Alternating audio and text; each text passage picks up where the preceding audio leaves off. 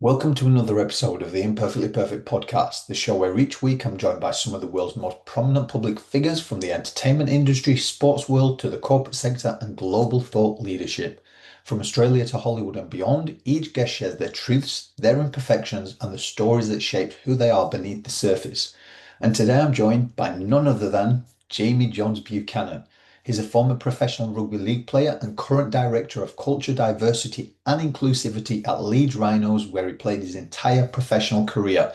Jamie was a member of the Golden Generation, winning 7 league grand finals, 3 World Cup challenges, 3 league Leaders' Shields and 1 Challenge Cup final.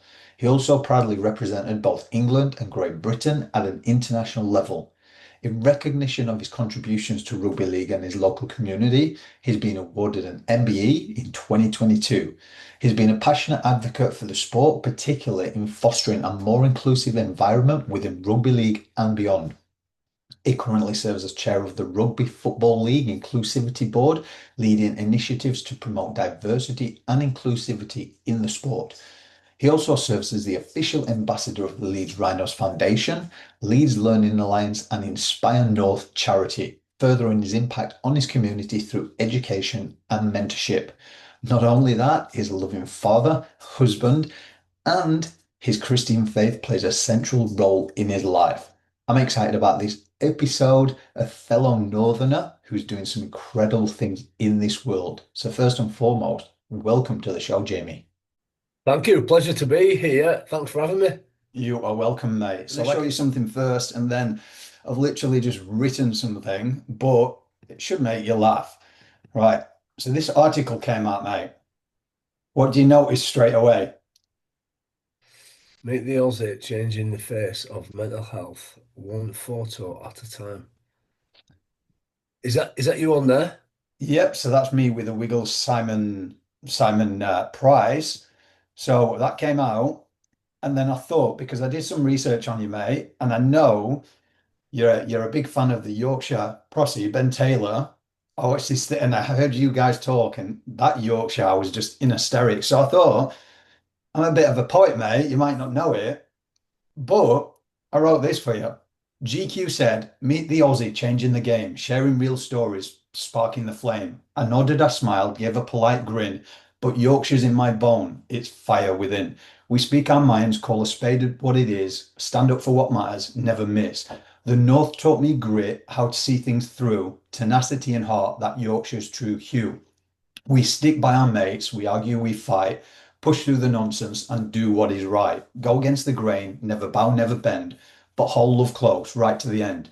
This month I'll meet stars from up north, legends and giants with talent and force. From screens to the stage, their brilliance ablaze. I sit, I learn, inspired by their ways. Why do I do it? Why lift every voice? Because Yorkshire roots taught me grit is a choice. Every tale I share, every soul I raise is stitched with bold humour and northern ways. We face every challenge, we stand in the fight, we push, we endure, we shine through the night. Stories heal hearts, stories give hope. Yorkshire grit shows us how to cope. What do you reckon to that one, mate? Love it, mate. Good on you. I love it. Yorkshire grit. Great language, great vocabulary. Born on 1st of August, which is Yorkshire Day. Me. So everything about who I am, mate, resonates with anything like that. Love Yorkshire. Yeah, well, when the article came out, that first thing, I got so much crap from all my mates back home because it was like, meet the Aussie. Like, what the bloody hell? Did they not listen to your talk? So, Where is home specifically? Because Yorkshire's a big place, isn't it? Where's home? so Penistone, you know, the Sheffield, Barnsley, and then Penistone, Yeah. middle of Well, nowhere, mate, middle of nowhere. So 22, left, got out, did New Zealand, did Australia, met my wife, took her back, saw it from older eyes, got a perspective, and was like, wow, this is beautiful. When I was 22, I couldn't wait to get out, mate, because I was just like farmland in the middle of nowhere, Yorkshire Dales. And then took my wife back, and she was like, this is stunning. Why would you leave? And she's from a big city. 2 days into it, mate, she was like, what do you do? So I just want to say, first and foremost, congratulations to everything that you've achieved. As I say, mutual friend Daryl told me so much about you, so much research, MBE, the football games and everything. But this podcast is all about going past superficial conversations. It's getting to know the person behind the profession. accolades Yeah. aside, the thing about Yorkshire is we like to know the person and their heart. So can you take us from the beginning as to, I suppose you're growing up because I've listened to so much research and the tenacity in you. You have got a big heart for people, and I think that's a Yorkshire trait, isn't it? Where did that all come from?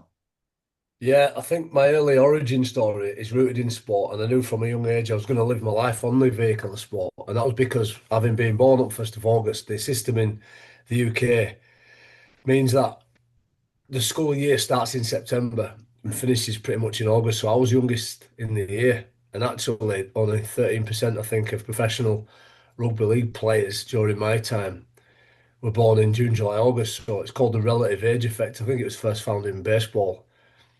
But I was massive as a kid, and the relative age effect is there because kids who are born at the latter end of the year when they're 5 or 6 years old, they're often the smallest because they haven't had time to grow percentage wise in terms of the time they've been on the planet, and they get this limiting belief that they're not good at sport. They just need time in reality to grow, to develop. But I was massive, and whether you put that down to luck or providence, I prefer to believe providence. I had this opportunity to compete and to make friends, to get back at my enemies sometimes, and forge memories really with people who have become close to me on that vehicle of sport. Rugby league specifically was the sport that I played. I also was born in the town that I still live in. It's called Bramley, and I love it, mate. It's where all my family is. It's got some of the most deprived areas in the country, certainly when measured by postcode. I've got an interesting family dynamic as well. My biological dad, who I still know really well and love, he left quite early on. And there's a lot of metrics that say that if you was to put me into Chat GPT in 2025, based on my metrics in 1981, it wouldn't have had a lot of promise for me, but I was saved, I imagine, by sport and opportunities given to me by the people of Leeds, the school system, the community rugby league system. And rather than, to quote Desmond Tutu, falling in the river, I was saved upstream. Nobody had to pull me out. I was saved by the opportunities that I've had. So I love to win, and it become almost idolatrous. I knew that winning was a great way to make friends. People want you on their team, Hmm. so that gives you meaning, purpose, and belonging. And I think in life, that's the primary number one desire for most human beings, is to feel like you're part of a tribe, part of a community, part of a business, whatever it is, whatever your domain. When you can use your gifts to serve your tribe, your community, and that group of individuals who are on a parallel mission and vision, then for me, that's one of the most satisfying feelings you can have in life. And sport does that exceptionally well. So I reckon that was the early catalyst for me in my career. I read something somewhere that it was a game of rounders, wasn't it? The good old game of rounders that saw your potential in there. We'd have played anything. So when I was 7, I moved in next door to two lads who played rugby league, right, for a community club called Stanningley. Still involved with them now. My four boys play for them. But we used to play rounders, football, hide and seek. It didn't matter if it was winning and losing. We wanted to play it, and that was great. The good old days, playing in the street, getting dirty, going in at night, and getting in the wash, having a tea, going to bed. It was awesome. Rinse and repeat, and yeah, it forges those lessons early on in life Mhm. around community, around cohesion, around teamwork, and in time, discipline and mindset, resilience, all those good things where you lose, you've got to pick yourself up, dust yourself off, and patch up a few bloody knees now and again. But yeah, it was a good foundation for me. Yeah, I was talking to my son the other day, telling him about a game we all used to play called Kirby, and he was like, "Let me get this straight: a football. You stand at the either side of a curb." And I'm like, "Yeah, it sounds dodgy now, but that we spent hours playing Kirby across the road from each other." It was a good And game. then, mate, and that, yeah, it was And that. great, great to get the football out.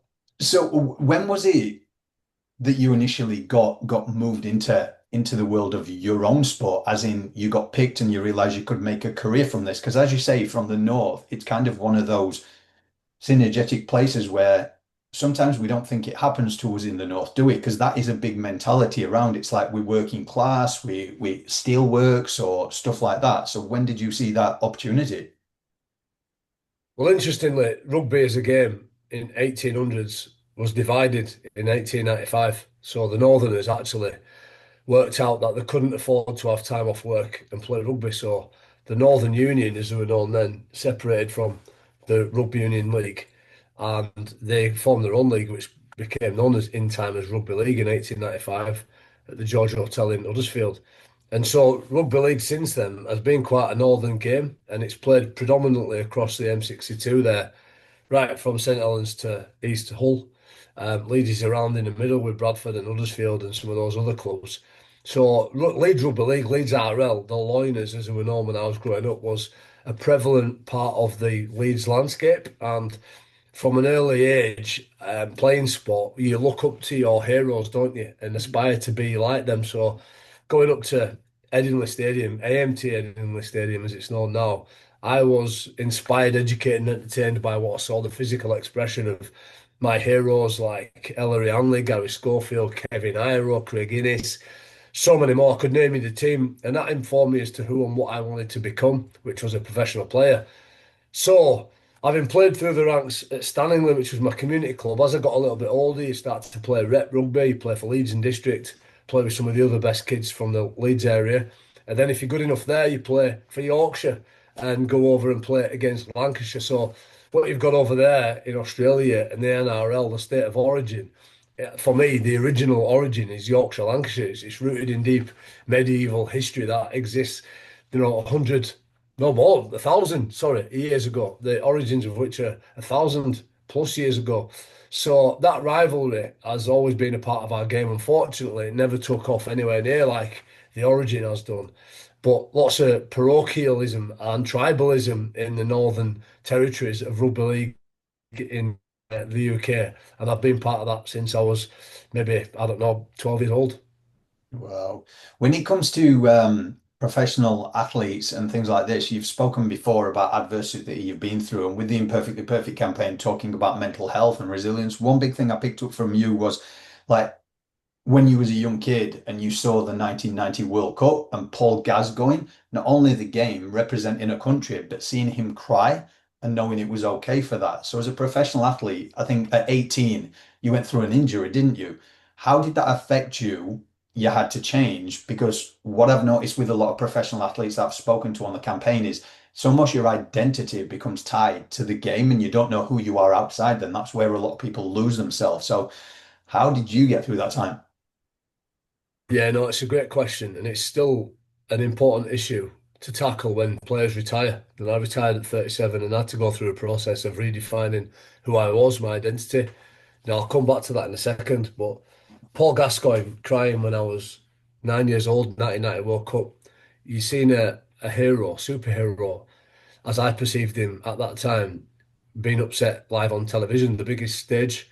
And it didn't bother me. Then I thought it was cool. I thought it was a representation of the passion that he had to try and win for his country. It was the most exhilarating example I'd ever seen. Gary Lineker and Stuart Pearce, Chris Waddle, all those players just fighting for the three lions on that shirt, mate. It was unreal and it was really inspiring.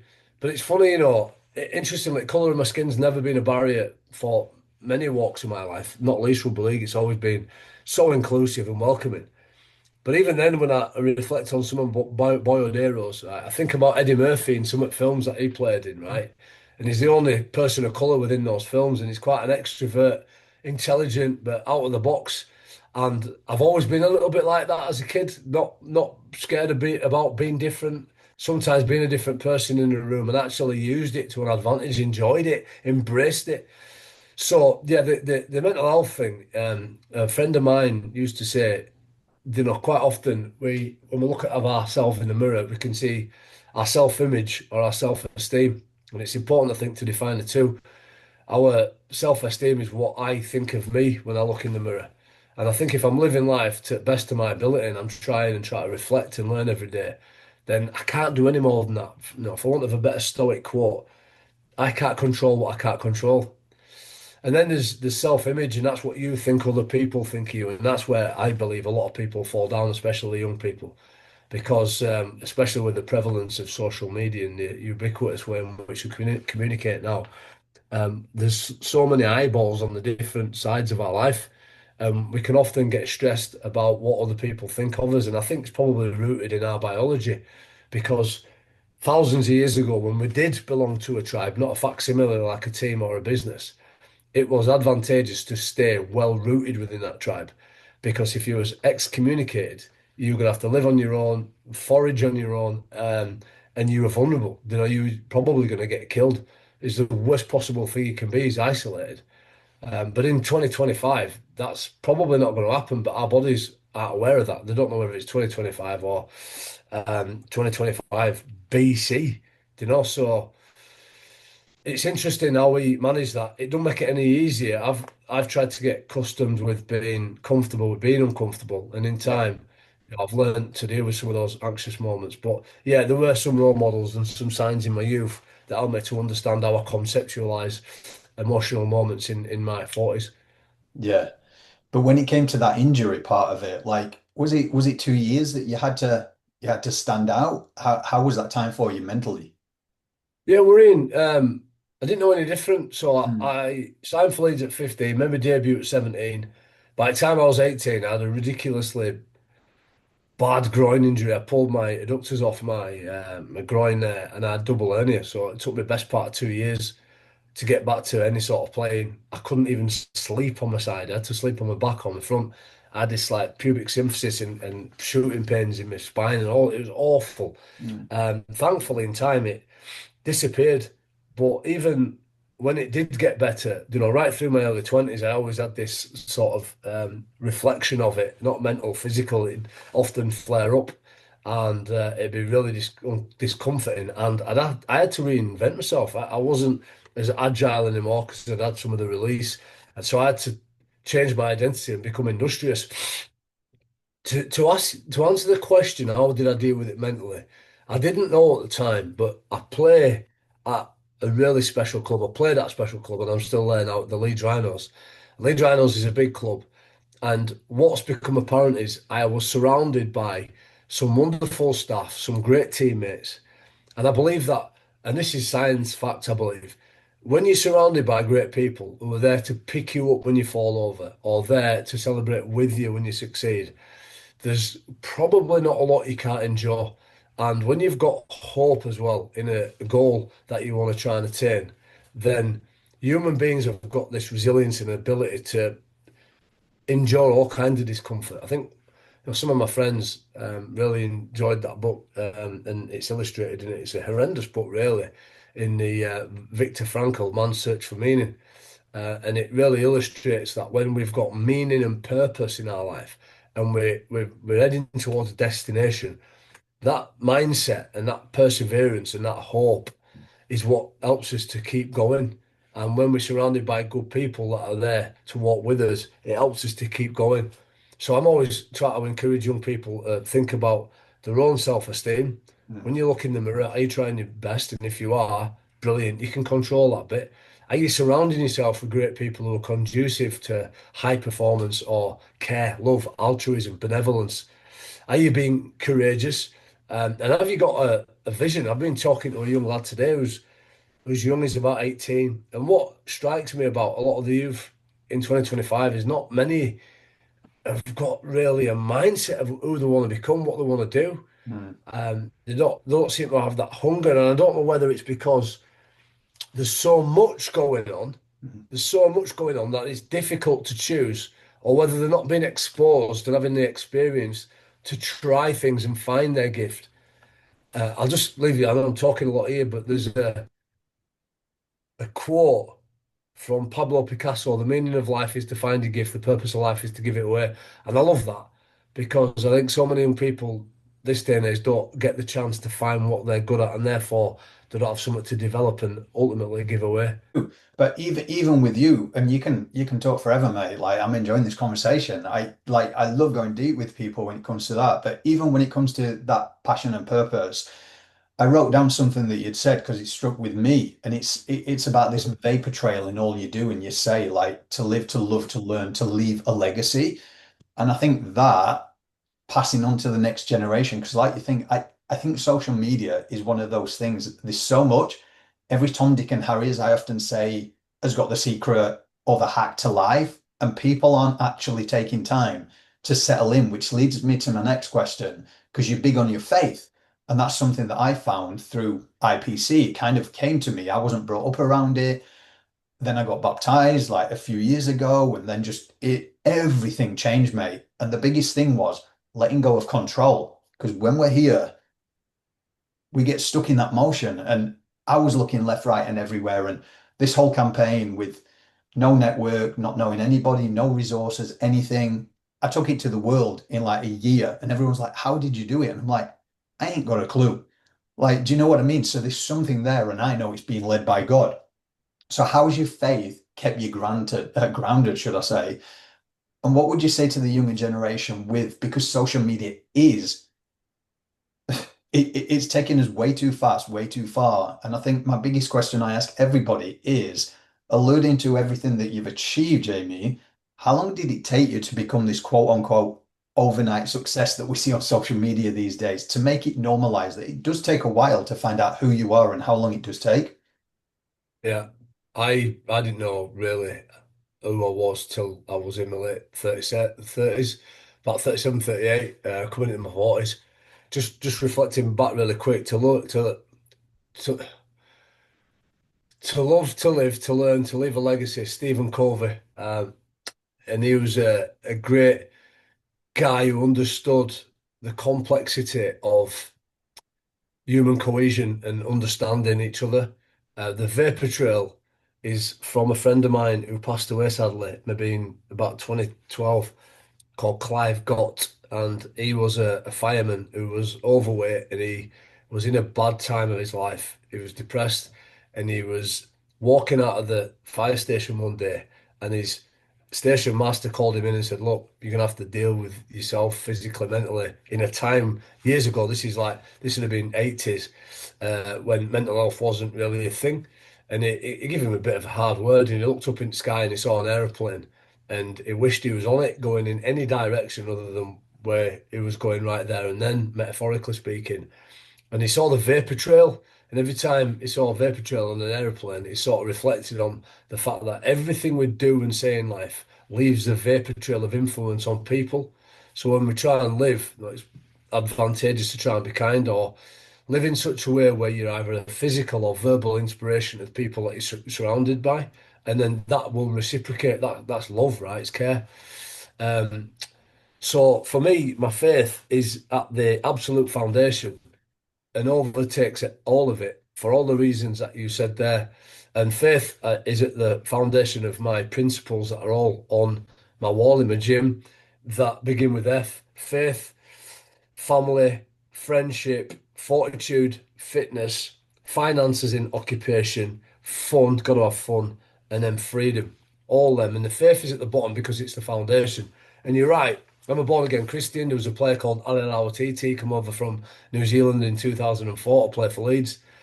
He was evangelistic in the way that he lived, and it was no secret that he was a Christian. I was curious and had an opportunity, being a friend and a colleague, a teammate, to ask him about his faith. He took me to church. I understood who the person of Jesus Christ is, and through his life, death, and resurrection, I would come to be the propitiation of all our sins, do not be the first fruits of an eternal legacy. And my faith grew. I started to see truth in life, and that Jesus was the way, the truth, and the life. And what was unique was you read in Scripture, which is eternal. We're talking about an eternal treasure in heaven, right? So that hope that I referred to at the start, that hope is well beyond the last time I take a breath and close my eyes.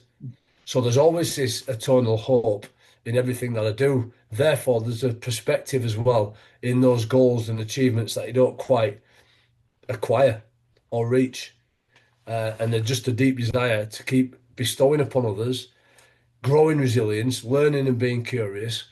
I've understood in my later years that I'm less likely to have an opinion and to make statements, and I'm more likely to be curious and ask questions. And up to this point, at 44 years old, it served me well.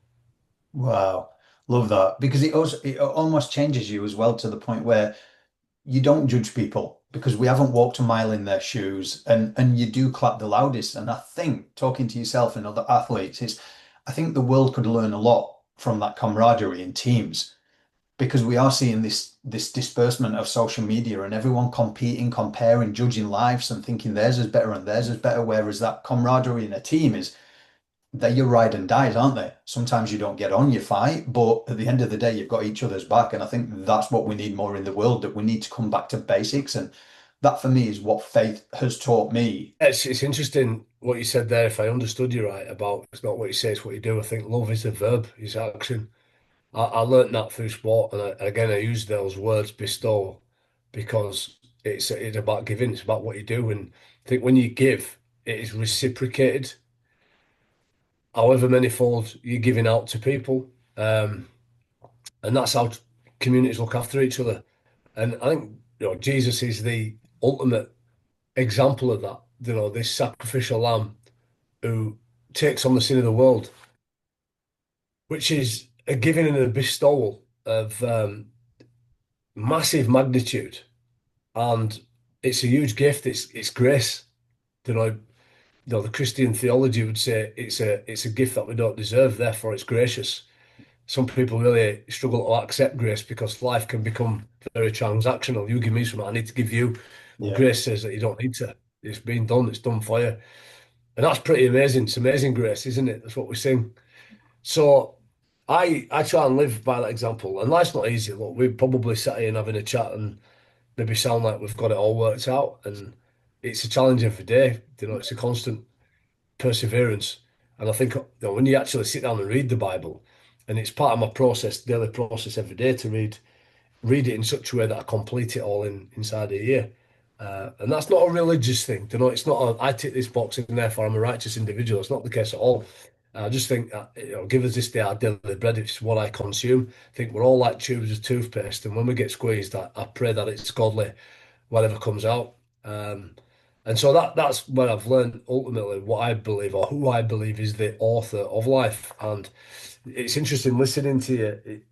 It's a shame, really, when you talk about people chasing external things and certainly material things.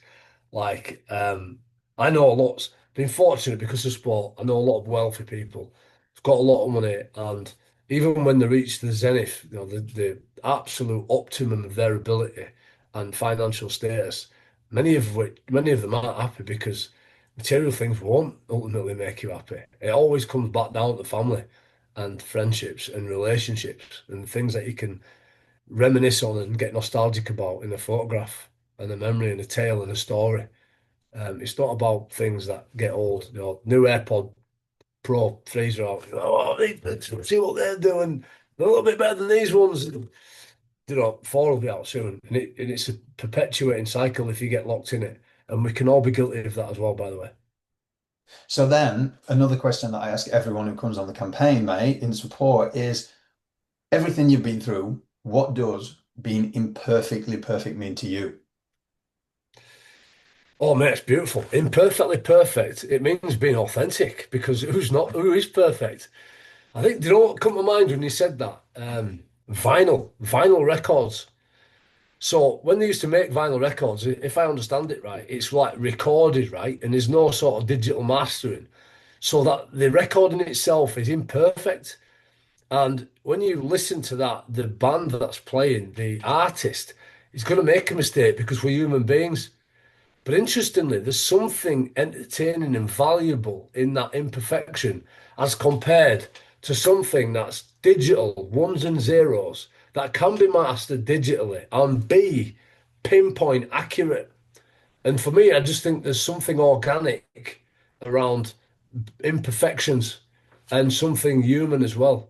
And that's the beauty of nature. When you go out, a tree's a tree, but it's so much different to another tree.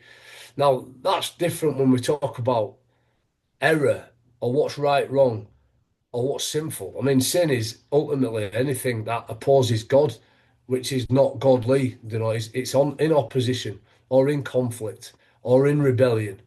But actually, a lot of life, what is perfect or not is subjective. What is right or wrong is subjective. It's an opinion. Some people like certain types of foods. I won't give an example. I don't like grapefruit, all right? That doesn't mean grapefruits are bad. Just means that I don't like grapefruits.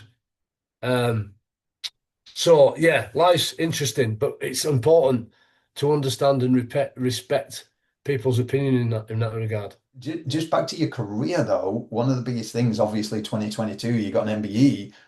What's that feeling like when you get awarded? I know you're huge in community, but also for your sporting achievements. What meant more and what is the process when you actually, is the trepidation and the build up to getting that? And what's it like on the day? Do you know what's really funny? It came at a really important time because it came about 18 months after I retired. And I was going through that process of understanding who I was. I wasn't a rugby league player anymore. And I loved the game and I'd gone into coaching. And what I realised is I love the people more than the game. You start to get a common theme here. For me, life's about human beings, right? And that's a common denominator. It doesn't matter what domain or sector you go spend time in. They're always human beings. You've got some fundamental human needs. What I didn't really enjoy was sat in front of a computer for hours doing lots of game reviews, right? So I come to try and find who I was, and I was a bit flat because I wasn't sure what that was going to be. And I get this letter through post, and it had Her Majesty's Service on it, and I thought I might have been going to prison or some tax letter or something like that. You know what, boy from Bramley, what on earth's this? You know. So I opened it up, and it said, "Will you accept an MBE?" And I thought, "Will I? Will I?" So it was, you know what? It's something that you never aim to try and acquire or achieve. Um, but when it comes, it's a wonderful piece of recognition for the desire to bestow. So I got the MBE from a services to community through sport. And I guess if I thought about my values and how I want to be understood and recognised, that was a great reflection, great piece of feedback that's how I was perceived. And I enjoyed it. I went down to London, took my wife, my mum, my grandma. My upbringing was very maternal. As I mentioned, my dad left when I was about 18 months. And they were the people that meant a great deal to me. And Princess Anne gave me my MBE. And it was just a wonderful occasion. So yeah, it was a milestone in life, not something I went out to search to try and achieve, but it was wonderful and timely when it came. Congratulations, that's huge. Because just when you think about Yorkshire and you think about the people that have essentially made it and brought and put Yorkshire on the map, and you're up there with the MBE, like that must be a proud moment, especially for your kids to see that dad has gone and achieved. One last questions for you, mate, is what is kind of your message to that next generation? Because you work obviously inclusivity a lot with the communities and everything. What would you want to put out there to anyone who's listening to this podcast around the world? The last one I'd leave you with, and I talked about this today. Last year, I heard a phrase, and that was nobody cares how much you know until they know how much you care. And that landed with me quite heavily because we all think it's about being the top of the tree, at front of the pecking order, and we acquire that through being busy and knowledgeable. But actually, care always trumps that. And I think care takes a multitude of different guises. That might be a maternal care, a loving care. It might be a leadership, leading people to a place. It might be giving individuals feedback to let them know who and what they are um, for their development. And I turned the word care into an acronym, which I think highlights and underpins somebody who is caring in their totality in life. The C stands for courage. So be courageous. There's a story around a player I played with who sadly passed away on 2nd of June 2024 called Rob Burrow. And he was a tiny guy. He played professionally for Great Britain, for England, for Leeds Rhinos, many games, and he was world class. But he was tiny, mate. He was about 5'2", and he didn't look like he'd grown an inch after his ninth birthday. People doubted whether or not he was going to be a professional player, but he used to pick up lads who were twice his size. He was so strong, so quick, and mesmerised the crowds, inspired young boys and girls. But when he was diagnosed with MND, he decided to live it publicly, and mate, he just shone a massive light on a community that needed it. And between himself and his work with Kevin Sinfield, they've raised tens of millions of pounds. So be courageous, get out of your comfort zone. You cannot grow when you're sat inside your comfort zone. I just don't know any. I can't give you any example of anything growing until it gets out of its comfort zone. The problem with being out of your comfort zone is it's uncomfortable. So you've got to get used to being uncomfortable by managing it, by surrounding you with great people and understanding that when you're uncomfortable, it's probably because you're growing. Number two is the A, either affection or altruism. Altruism, the selfish concern for the well-being of others. Just look after your friends. Go and ask them, how can I help you? Be an ear. Listen. Learn to listen, mate. If I could go back to my 16-year-old self and give myself a bit of advice, it'd be to listen a lot more, to listen and observe. Use my ears and use my eyes before I open my mouth. And it's amazing what you'll find out. There's 7 billion people on this planet, if not more, actually, now. So we're a very small perspective of the objective reality. We each know nothing. So stop talking and just start listening. The R for me is resilience. Really simple, that. Just turn up. Just turn up. I love the analogy of the marathon. I think people get to the finish line and all the photographers and videographers, newspapers at the finish line. The hardest place is the start line. In fact, like to get there and to sit off, that's resilience. And then to get up and do it again. And that's a metaphor for saying, most days are a challenge. But if you can get out of bed and go get after it, get out of your comfort zone and look after somebody along the way, life's pretty fruitful, I promise you. And then the last bit of the care is E. And for me, it's enjoyment. You've got to be at smiling face of adversity. I think whenever you can find the celebrations in life, it's so much rewarding and fruitful. So in sport, that's easier. It's quite binary. It's wins and loss. It's digital, right? But in life, quite often, it can be hard to measure what success is. And I think people should sit down and really reflect and understand and agree with your tribe. What does success look like? What does good look like for us? Because when we get there, we need to invest some time and energy into celebrating it and recognizing the fruits of our labor. So that'll be my finish, my bit of advice. And yeah, just the bit that underpins all of it, we've mentioned it, is love.